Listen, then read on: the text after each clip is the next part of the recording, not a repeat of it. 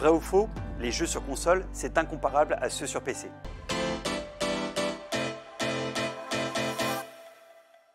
Tout d'abord, de quoi on parle? Évidemment, il y a tous les jeux sur le marché. Vous connaissez déjà tous les jeux de stratégie, les jeux d'action, d'aventure, etc.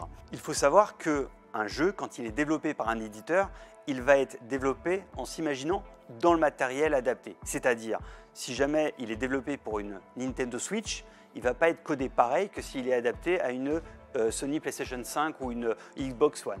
Et sur PC, c'est encore pire. Pourquoi? Parce que autant une console, on maîtrise déjà tout ce qui est carte graphique, tout ce qui est circuit électronique, etc. Autant sur PC, le développeur ne va pas savoir sur quel type de carte vidéo il va être installé, si le moniteur peut rafraîchir au-delà des 300 Hz. D'ailleurs, petite info, sur console, vous ne dépasserez aujourd'hui jamais les 120 images par seconde.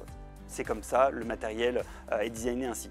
Sur ordinateur, il existe des moniteurs et évidemment des cartes vidéo qui peuvent vous pousser jusqu'à 360 Hz. On va avoir une expérience différente sur PC et sur console et c'est comparable, mais on va se retrouver avec des jeux complètement adaptés au monde de la console et des jeux complètement adaptés au monde du PC pour évidemment garantir la meilleure expérience aux joueurs. Pour 600 €, vous allez avoir une console next-gen, dernière génération, tout est optimisé pour que ce soit une expérience idéale.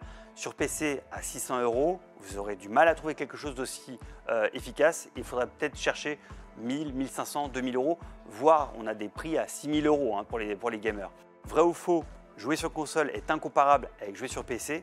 Vous avez vu, c'est beaucoup plus nuancé que ça. Si vous voulez jouer de manière confortable, la console est l'outil idéal. Mais si vous aimez certains jeux, alors vous auriez peut-être intérêt à aller sur des ordinateurs avec peut-être des budgets un peu plus élevés.